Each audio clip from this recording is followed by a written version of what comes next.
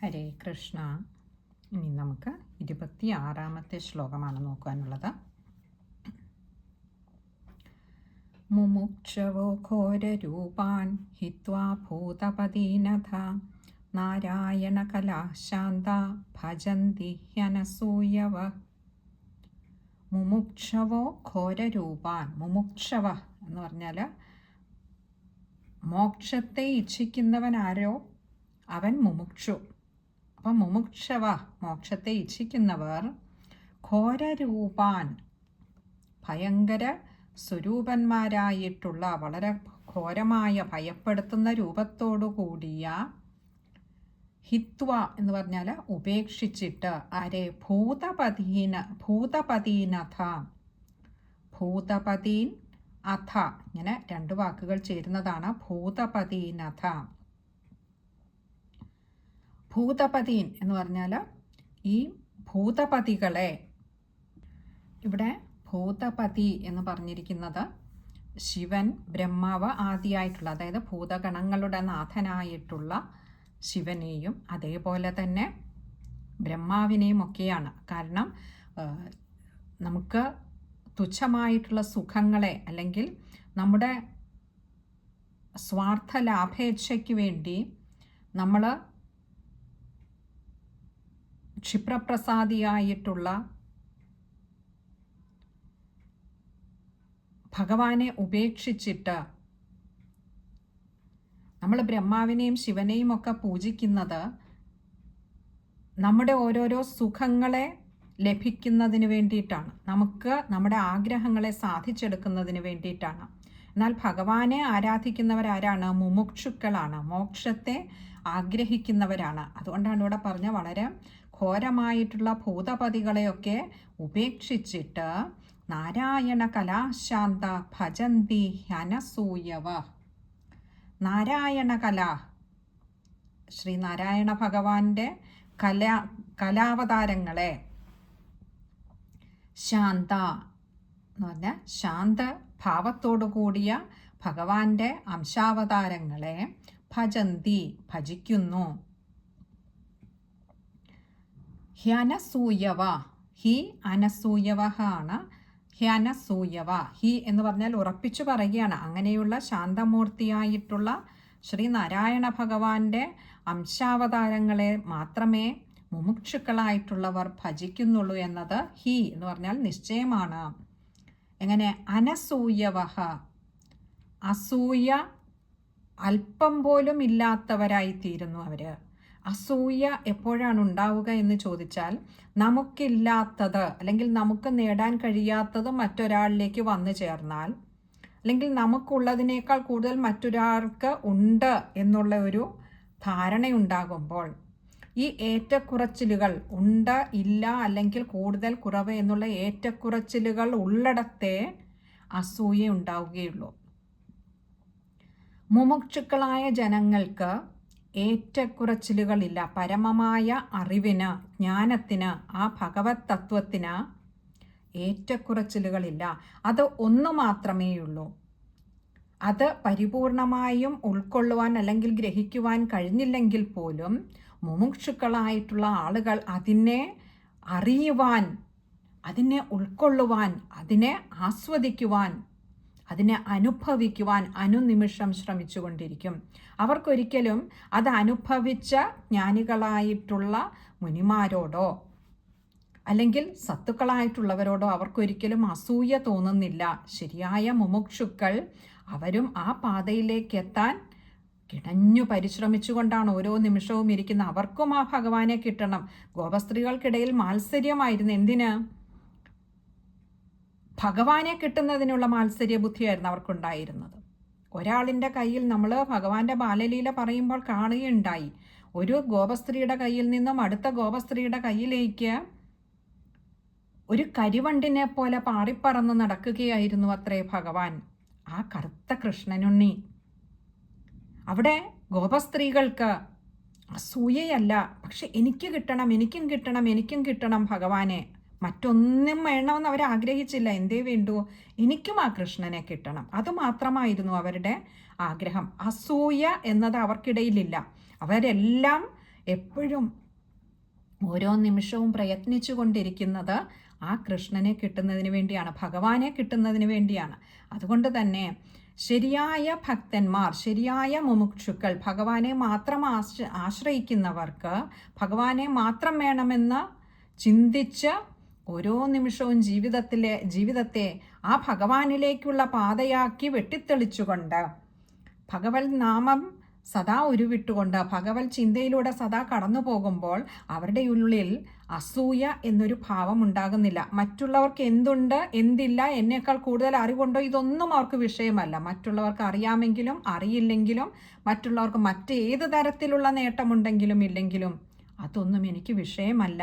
എനിക്ക് എന്തേ വേണ്ടു എന്നാണെങ്കിൽ എനിക്ക് എൻ്റെ ഭഗവാനെ മാത്രം മതി എന്ന വിചാരത്തോടു കൂടിയാവും കഴിയുക.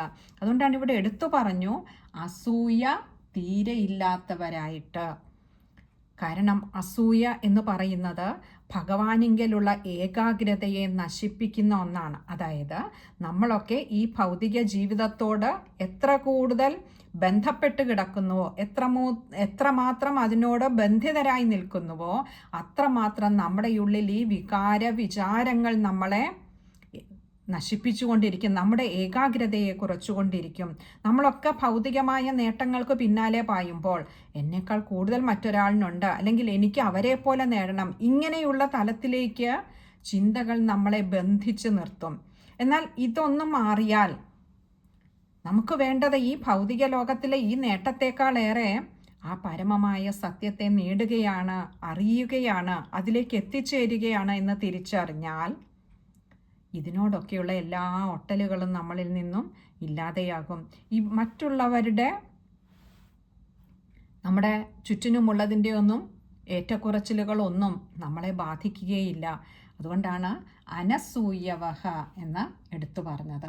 അങ്ങനെ മുമുക്ഷുക്കളായിട്ടുള്ള ജനങ്ങൾ അവരൊക്കെ ബ്രഹ്മാവ്, ശിവൻ ഇവരെ ഓരോരുത്തരെയും ഒക്കെ ഭജിച്ച് ആ താൽക്കാലികമായ സുഖങ്ങളെ അല്ലെങ്കിൽ നേട്ടങ്ങളെ കാക്ഷിച്ച് ബുദ്ധിഹീനന്മാരായി വർത്തിക്കുന്നു എന്നാണ് ഇവിടെ സൂചിപ്പിച്ചിരിക്കുന്നത്. എന്നാൽ നാശരഹിതമായിട്ടുള്ള മോക്ഷത്തെ, കാരണം ബാക്കിയുള്ള എല്ലാ നേട്ടങ്ങൾക്കും ഒരു അവസാനമുണ്ട്, ഒരു നാശമുണ്ട്, ഒരു പതനമുണ്ട്. അപ്പോൾ നാശരഹിതമായ മോക്ഷത്തെ ആഗ്രഹിക്കുന്ന ബുദ്ധിമാന്മാരാകട്ടെ ഈ ഘോരരൂപികളായിട്ടുള്ള പിശാചുക്കളെ അഥവാ ഭൂതപ്രേതങ്ങളെ, അവരുടെ നാഥന്മാരായിട്ടുള്ള ശിവഭഗവാനെയും ബ്രഹ്മാവിനെയും ഒന്നും അവർ ഭജിക്കുവാൻ പോകുന്നില്ല എന്ന് കരുതി അവരെ ഭജിക്കുന്നവരെയോ ഈ മൂർത്തികളെ നിന്ദിക്കുന്നു എന്നതിനർത്ഥമില്ല. പക്ഷേ ഈ മുമുക്ഷുക്കളായിട്ടുള്ള ജനങ്ങളുടെ മനസ്സെപ്പോഴും ഭഗവത് സ്വരൂപത്തിൽ, വിഷ്ണു സ്വരൂപത്തിൽ ചേർന്ന് നിൽക്കുന്നു, അതിൽ ലയിച്ചു നിൽക്കുന്നു എന്ന് അർത്ഥം. അതുകൊണ്ട് തന്നെ ഇവിടെ ഈ ഒരു ശ്ലോകത്തിന് ഇങ്ങനെ ഒരു അർത്ഥമില്ല, ശിവനെയോ ശിവഭഗവാനെയോ ബ്രഹ്മാവിനെയോ ഇവിടെ നിന്ദിക്കുന്നുവെന്നോ അവരെ ഭജിക്കുന്നവരെ നിന്ദിക്കുന്നുവെന്നോ അർത്ഥമില്ല. പക്ഷെ മുമുക്ഷുക്കളായിട്ടുള്ളവരുടെ പാത ഇതാണ് എന്ന് നമുക്ക് കാണിച്ചു തരുന്നു എന്ന് മാത്രം. ഇതാണ് അവരുടെ ഒരു സമ്പ്രദായം. ഭഗവാന്റെ വിഷ്ണു സ്വരൂപത്തെ അതുകൊണ്ട് എടുത്തു പറഞ്ഞു, അത് ഏത് ഭാവത്തെയും ആകാം, ഏത് അവതാരത്തെയും ആകാം. അപ്പോൾ ആ അവതാരത്തെ അവർ ഭജിക്കുന്നു. ഇനി നമുക്ക് ആ ശ്ലോകം ഒന്നുകൂടി നോക്കാം. മുമുക്ഷവോ ഘോരരൂപാൻ ഹിത്വാ ഭൂതപതീനഥ നാരായണ കലാശാന്ത ഭജന്തി ഹ്യനസൂയവ. ശ്ലോകം വായിക്കുമ്പോൾ ശ്രദ്ധിക്കേണ്ട കാര്യങ്ങൾ: ഭൂതപതീനഥ, അഥ ആണ് നായുടെ അകാരം, ശ്രദ്ധിക്കുക. അതേപോലെ നാരായണ കലാ, അവിടെ ദീർഘവുമുണ്ട് വിസർഗവുമുണ്ട്, പകുതി ഹകാരത്തിൽ വായിച്ചു നിർത്തുക. പിന്നെ ഹ്യനസൂയവ, ഹി അനസൂയവ ആണ് പദം പിരിക്കണ്ട. ഹ്യ എന്ന അക്ഷരത്തിന് അകാരം കൊടുത്ത് വായിച്ചാൽ മതിയാകും. ഇനി അടുത്തത് 27ാമത്തെ ശ്ലോകമാണ്. രജസ്തമഃ പ്രകൃതയഃ സമശീലാ ഭജന്തി വൈ പിതൃഭൂതപ്രജേശാദീൻ ശ്രീയൈശ്വര്യ പ്രജേപ്സവ. രജസ്തമഃ പ്രകൃതയഃ, രജസ് തമസ് പ്രകൃതയഃ എന്ന് പറഞ്ഞാൽ എന്നീ പ്രകൃതിയോട് കൂടിയ സ്വഭാവങ്ങളോട് ഗുണങ്ങളോട് കൂടിയവരായിട്ടുള്ള സമശീല ഭജന്തി വൈ. സമശീല സമാന ശീലമുള്ളവർ, അതായത് രജസ് തമസ് എന്നീ ഗുണങ്ങൾ സ്വഭാവമായിട്ടുള്ളവർ, അതേപോലെ സമാന ശീലമുള്ളവരായിട്ടുള്ളവർ ഭജന്തി വൈ. വൈ എന്നല്ല ഇവിടെ പ്രസിദ്ധം. അങ്ങനെയുള്ളവർ ഭജന്തി ഭജിക്കുന്നു എന്നത് പ്രസിദ്ധമാണ്. എന്ത്? പിതൃഭൂത പ്രജേശാദീൻ. പിതൃക്കള്, ഭൂതങ്ങള്, പ്രജേശൻ എന്ന് പറഞ്ഞാൽ പ്രജകൾക്ക് ഈശനായിട്ടുള്ളവൻ എന്ന് പറഞ്ഞാൽ ഇവിടെ ബ്രഹ്മാവ്, ആദീൻ മുതലായവരെ ഭജിക്കുന്നു. ശ്രീ ഐശ്വര്യ പ്രജേപ്സവ. ശ്രീ ഐശ്വര്യ, ശ്രിയ ഐശ്വര്യ പ്രജേപ്സവ, ഇങ്ങനെ രണ്ട് വാക്കുകൾ അവിടെ വരുന്നുണ്ട്. ശ്രിയ എന്ന് പറഞ്ഞാൽ ശ്രീയോടുകൂടെ, ഐശ്വര്യ പ്രജേപ്സവ ഐശ്വര്യം, പ്രജ ഇതിനെയൊക്കെ ആഗ്രഹിക്കുന്നവർ. അവരുടെ ആഗ്രഹം മൊത്തം അത് അവരുടെ ആ ഒരു കാമചിന്ത മുഴുവൻ, ആഗ്രഹചിന്ത മുഴുവൻ നിറഞ്ഞു നിൽക്കുന്നത് തങ്ങളുടെ ജീവിതത്തിലേക്ക് കിട്ടുവാൻ പോകുന്നതായിട്ടുള്ള ഐശ്വര്യം. അതേപോലെ പ്രജ എന്ന് പറഞ്ഞാൽ സന്താനങ്ങൾ. ഇനിയുള്ള തലമുറയെ ഇങ്ങനെ സൃഷ്ടിച്ച് വളർത്തി അവരിലൂടെ വീണ്ടും വീണ്ടും ഐശ്വര്യത്തെ വർദ്ധിപ്പിക്കുക, തങ്ങൾക്ക് വീണ്ടും വീണ്ടും ഇനിയും സമ്പാദിച്ചു കൂട്ടുക, ഇങ്ങനെയുള്ള ഈ ഭോഗങ്ങളുടെ പിന്നാലെ പോകുന്നവർ. അപ്പോൾ രജസ് തമസ് തുടങ്ങിയ തുടങ്ങിയ ഗുണങ്ങളിൽ അധിഷ്ഠിതമായ സ്വഭാവങ്ങളോട് കൂടിയവർ. അവർ എപ്പോഴും ആരെയാണ്? ബ്രഹ്മാദി ദേവന്മാരെയാണ് ഭജിക്കുന്നത്.